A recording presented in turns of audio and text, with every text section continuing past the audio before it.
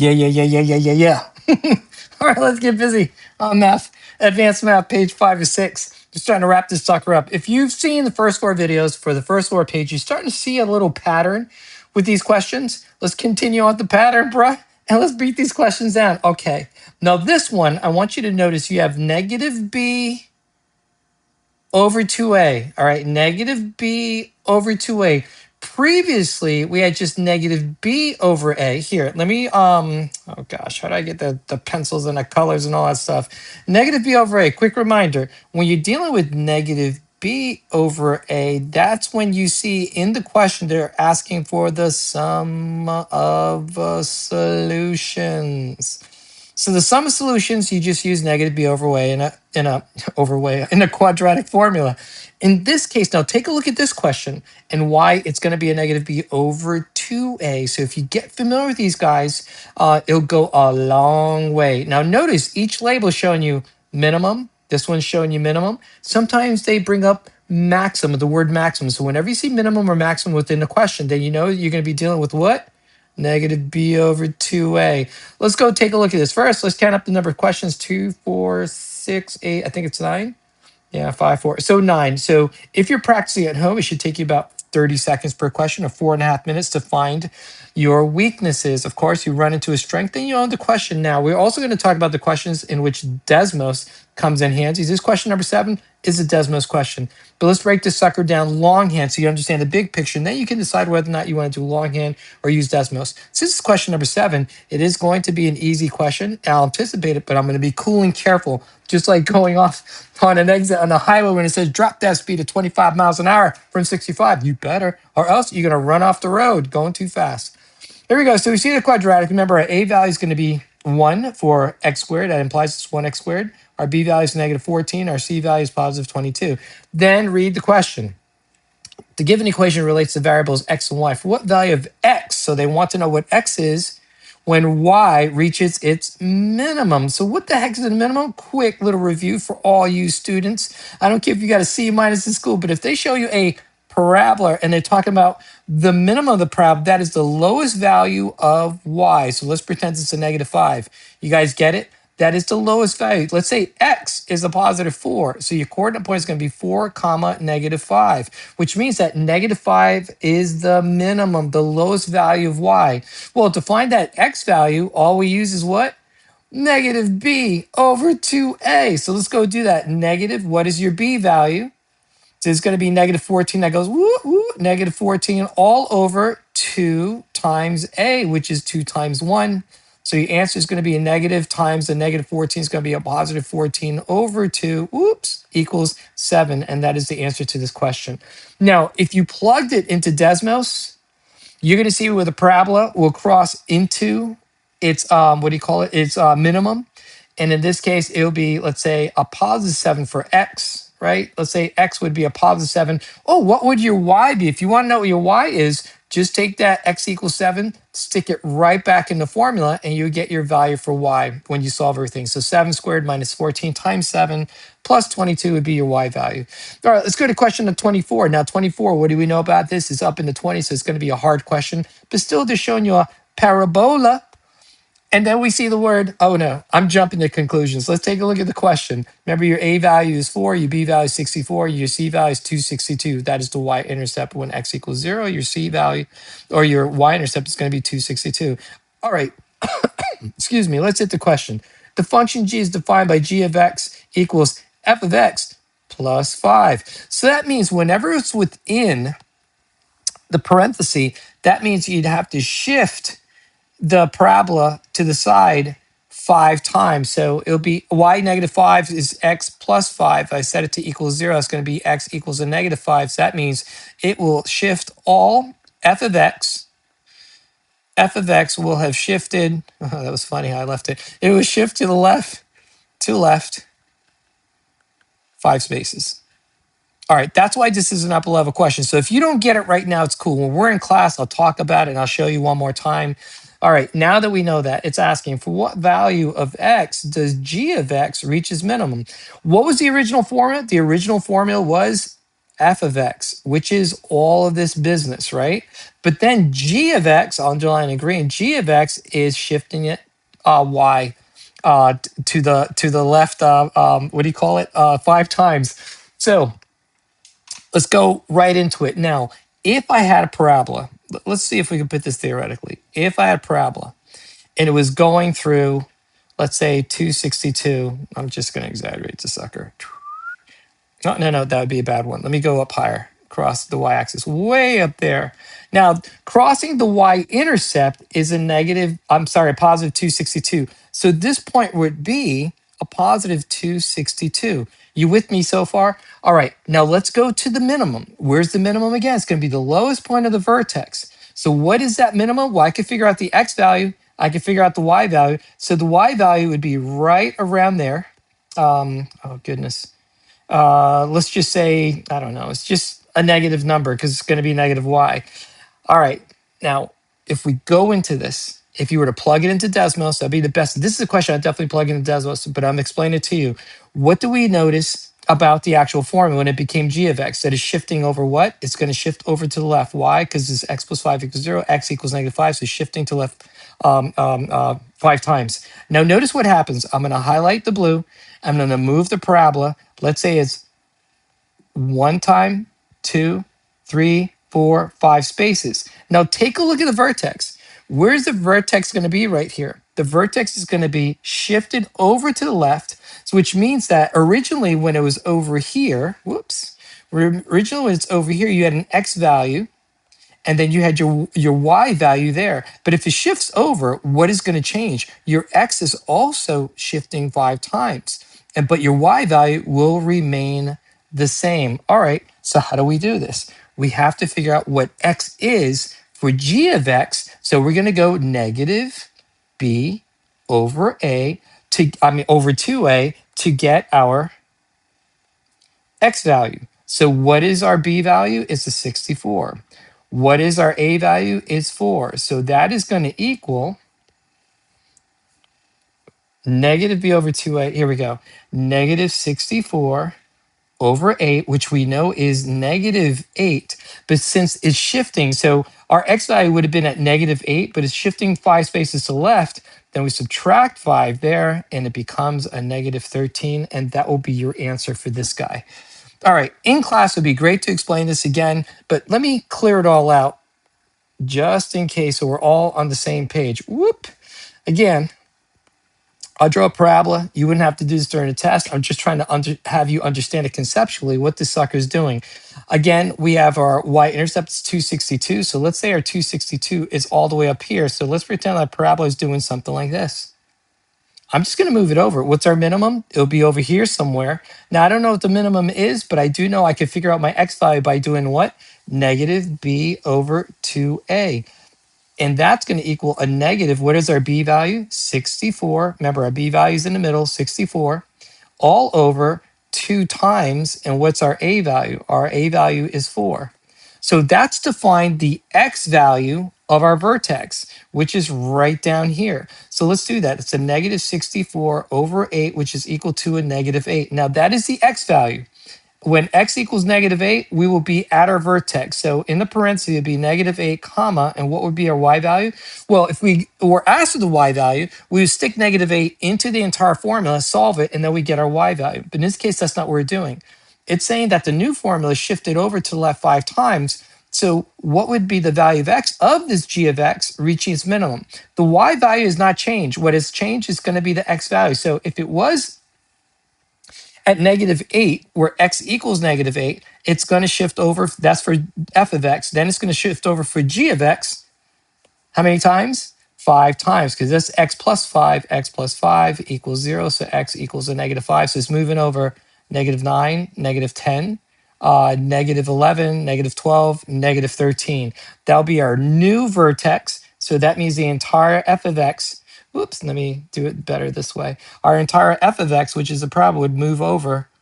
Let's see if I can get the shift. 1, 2, 3, 4, 5, and then we have a new vertex right there. And that would be a negative 13, comma, whatever our y value is. And what do we have to do?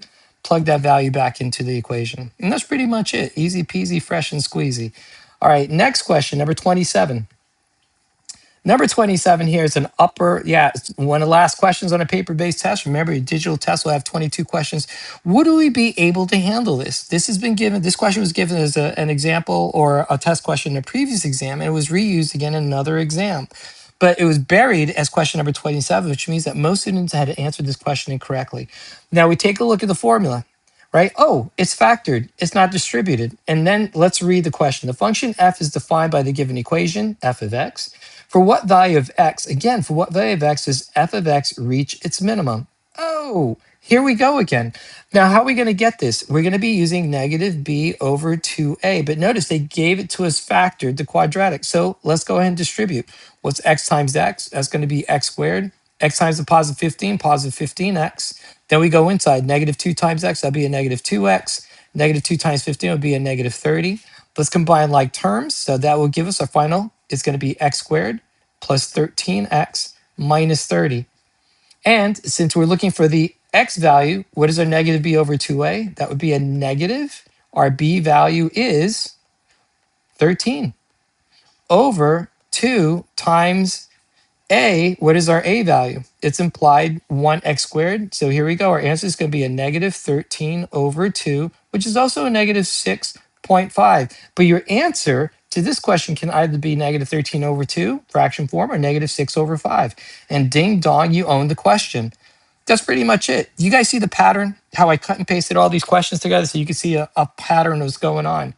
All right, now we're going to see a pattern with something else. B squared minus 4ac. I call this the discrimination questions because that's what this guy's called, the discriminant, right? The discriminant, but I like saying discrimination because it sticks better. So do you remember, what is this? You guys tell me what this is. If I put a negative b plus minus the rest of that is all over 2a, that's the quadratic formula. But the portion of the quadratic formula that is within the radical is called the discriminant. And that discriminant is used to figure out how many solutions do you have, or how many real solutions do you have when you're solving quadratic formulas. Like, for example, the previous question, how many solutions would we have with this particular question 27 that came before it? Well, it looks like specifically we're going to have two solutions. There's one here and one here because we set these to equal 0. We get x minus 2 equals 0. So x equals a positive 2, which is one solution. And then x plus 15 equals 0. So x equals a negative 15, which would be a second solution. So this question 27, the one we had just done, has two solutions. Well, what if you didn't want to figure out the actual solutions? You just want to know if it had only one solution, two solutions, or no solutions. Now, notice what did I not underline? Infinitely many solutions. In this particular problem with parabolas, you're either going to have, I'm going to repeat it one more time, one solution, two solutions, or zero solutions, and never see. So at least you'll be able to cross out one answer choice when you're dealing with a quadratic and they're talking about distinct real solutions. How many do they have? All right, what do? We're going to be using the discriminant, b squared minus 4ac. All right, let's go down 10. Which is our a value? 5. What's our b value? 10. And what's our c value? 16. So what is our b squared? That'll be 10 squared minus 4 times our a of 5 times 16. Now, I'm going to stop right here. Negative b over 2, I'm sorry, b squared minus 4ac. If there are going to be, if we plug in our a, b, and c values, if your answer comes out to be greater than 0, then there are two solutions. If it's equal to 0, your answer when you solve, or your final answer when you plug in all the numbers and you equal 0, then there's only one solution. But if it is less than 0, there's no real solution. And that's all there is to this type of question. So let's go ahead and solve. 10 squared is 100. And now it's a negative 4 times 5, negative 20. So negative 20 times 16. Let me use my handy dandy calculator. Bang, negative 320. Now, what is 100 minus negative 320? It'd be a negative 220. So is that greater than 0? No. Is it equal to 0? No. Is it less than 0? Yes. So therefore, there are no solutions. And that's pretty much it. This is a very good question just to learn the basics. Here's something else. What if you did put into Desmos? If you put into Desmos, this is what you're going to get. You're going to get a parabola that's definitely going to cross through the y-intercept of 16. So let's say this is 16. The parabola will go something like this. It'll go down and it'll go up, but it will never cross the x-intercepts. That's where you have your solutions. If it doesn't cross the x-intercepts, then your answer is going to be 0. So if you see the image, it's just exactly 0. If it went through the x-axis one time, then there'd be one solution. If it went through it two times, there'd be two solutions. Oh, you might be asking, how can it go through the x-axis only one time? It could do this. Here, I'll create a parabola here. It could touch the vertex, the x-axis, whoop, just kiss it right there, and then come back up. So you have one solution. Or you can have two solutions. Now I'm going to go black. Let's say I drew another parabola and I want like this. Now you have two solutions with green lipstick here and green lipstick there. Bing, bang, boom. That's what they're talking about with this type of question. Whether it's positive or negative is the same deal. All right, question number 17. See the answer choices, right? Which answer we kill immediately? Whoop. Always, because this type of question with parabolas, and that is still a parabola, it's x squared. Remember, x squared, you do a parabolas. The question is, how many distinct real solutions? You hear the code? Then it's all about the discriminations, but do we have to use it for answer choice C? No, because it doesn't involve infinitely many. It's going to be exactly 1, exactly 2, or 0. Now, this one is pretty slick. You can plug into Desmos, you can see it'll never cross the x-intercepts. But let's take a look what's going on. If I want to solve to x, what would I have to do? Cross multiply, square root and square root. Can I do the square root of a negative number? It's going to give me a non-real number. So therefore, the answer to this guy is just 0. Now, if you plugged this equation into the parabola, it's going to give you the answer. Or you can plug it in this way, x squared plus 841. And you plug it into Desmos, it's going to show you a parabola in which is going to cross the x-intercept at 841. And that's where Desmos hurts you, because if it goes through the y-intercept at 841, it's going to be way, way up on your screen. So you're going to have to shrink down the screen. So it's going to be something like this, in which it's not touching the x-axis. All right, awesome. Let's see what's going on here. We see this guy. This is a question number 26, so it's meant to be hard or very difficult. But we already know what's going on, right? Now, the answer choices are different. You got 3, 0, negative 25, and 53. We see it's a parabola, and it's a negative parabola. What's your A value? Negative 9. What's your B value? And your C value is just C. Here's where they're trying to jam you. Now you read the question. In a given equation, C is a number. Remember what we said. Anytime you see the word constant, just put the number sign. It's just a number. The equation they're telling us has exactly one solution. Let's slide this bar to the side. Ooh, man, we're cutting through these questions. We're almost done. Slide this bar to the side. And what would we be dealing with? We'd be dealing with the discriminations. Remember, if it's greater than 0, then there's only 2 solutions. If it's equal to 0, there'd be 1 solution. If it's less than 0, your answer is going to be no real solutions. All right, let's go back to that question upstairs. What is the value of C when the equation has exactly 1 solution? So that means, ladies and gentlemen, b squared minus 4ac would have to be, because exactly 1 solution, would have to come out to equal 0. That's step number 1. Step number 2, plug in our values for b squared. So that's going to be 30 squared, which is 900, minus 4 times a, which is negative 9, and c, which is just C. Got it? Set it equal to 0. You're going to see what's going on. Students get stumped by this, but it's really easy once you see it the first time. 30 squared is going to be 900. What's a negative 4 times a negative 9? There'll be a positive 36. And what do we do to C? Multiply with it. Bang. Equals 0. All right, let's solve for C. So we're going to subtract 900 from both sides. Oops. It's at 999, wrong. So our answer is going to be 36C equals a negative 900. Then we divide negative 900 by 36. Bang. So C is going to equal a negative 25. Because why? We set it to equal 0, because that's when you have 1 solution. If you had 2 solutions, what would your answer have to be? It would have to be greater than 0. And if you had no solutions, then what would your answer have to come out to? It would have to come out to less than 0. In this case, they said there's 1 solution, so we got it equal to 1 solution, so we have to have it equal 0, and we get C is negative 25. Ding dong doom. Owned. Now, if you were to plug this into Desmos, you're going to see the attempts of a parabola, but you're going to have to deal with that C value and turn it into a slider and move it backwards and forwards until you see, ooh, a little glitch there, until you see that the parabola will have one solution. We're just touching the x-axis one time. So you have to be patient with that. And I don't like that. I'd rather solve it manually than deal with moving a slider back and forth. But you guys pick your poison, because some of you guys are much better using Desmos than I am. I am old school. I use a $1.78 calculator to rip up these questions. I know the tests have been designed so you don't need to use a calculator. But you'll realize that the more you practice. All right, this guy. We have h of x equals x squared minus 3. So it has a y-intercept of -3. All right, that's cool. Which table gives 3 values of x and the corresponding values of h of x for the given function above? Now, this is a question number 8. This is like easy, but right on the border of easy and medium, right? Let's call it easy / medium. All right, so how do we handle this?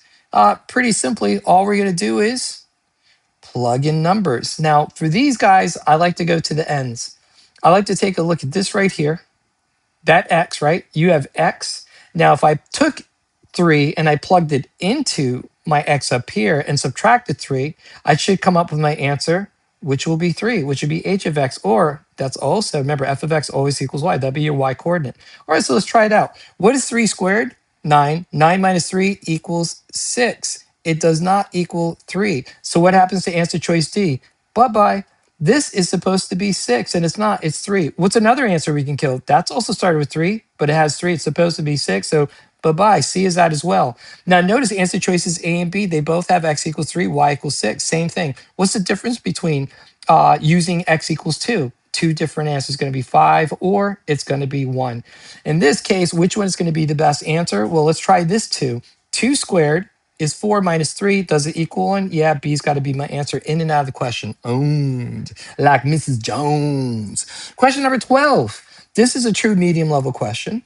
You see that there's a negative parabola being used in this question.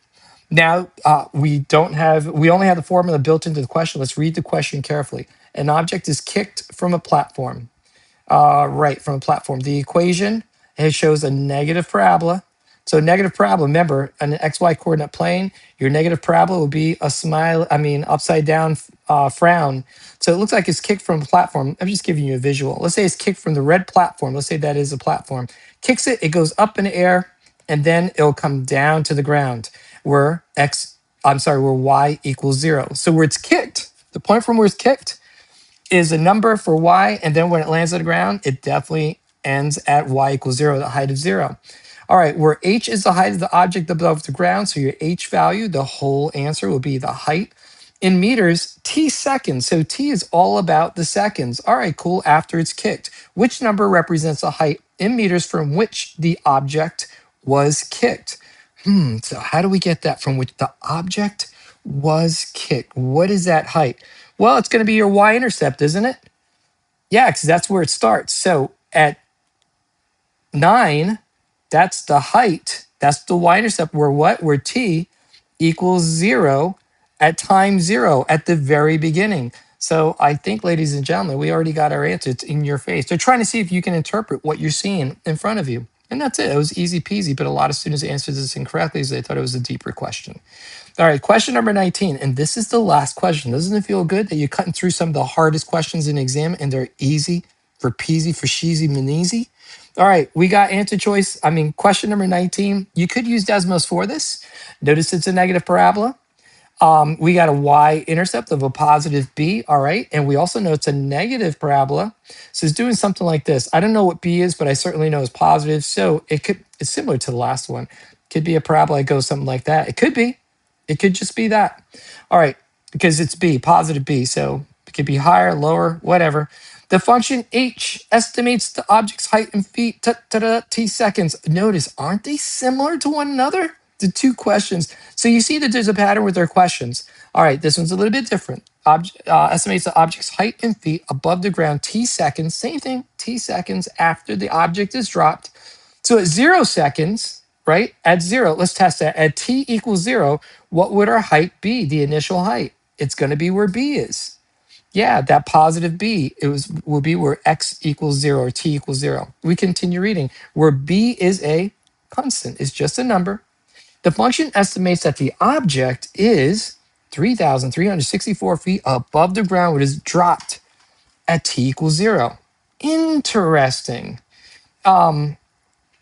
Approximately how many seconds after being dropped does the function estimate the object hit the ground? All right, when t equals 0, that would be your y-intercept. Your y-intercept, your y-intercept is a positive v.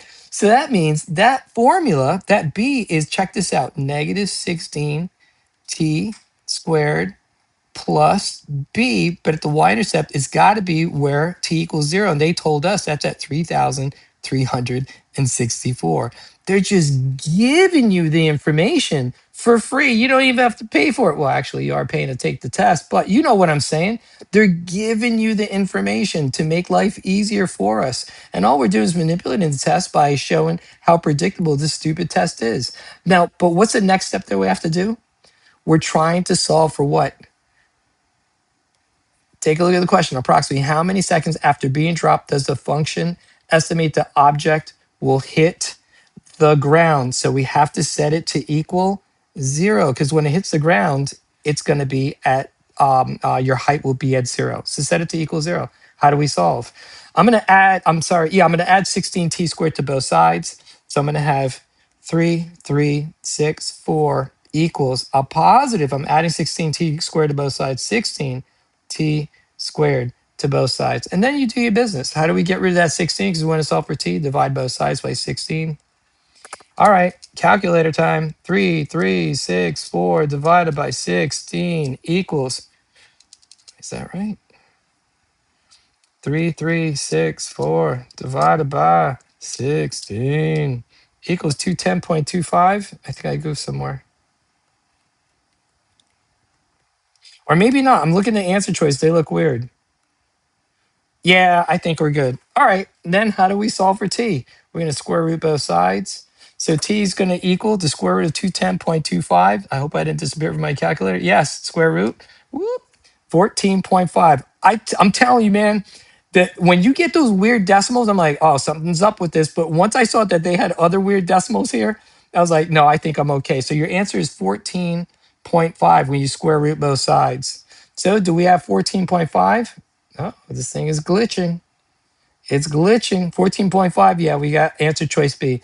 All right, guys, sorry about the glitches, but here you got a very good summary of the different types of questions where you can decide to use Desmos. So the majority of the questions on this page did use Desmos, or you can decide to do a freehand. I like doing freehand. And if I want to verify my answer, I might stick the equation into Desmos to verify that I did get the right answer. But in the big picture, you guys got skills to pay the bills. Remember, if you need any information from me, you can contact me anytime at 786-877.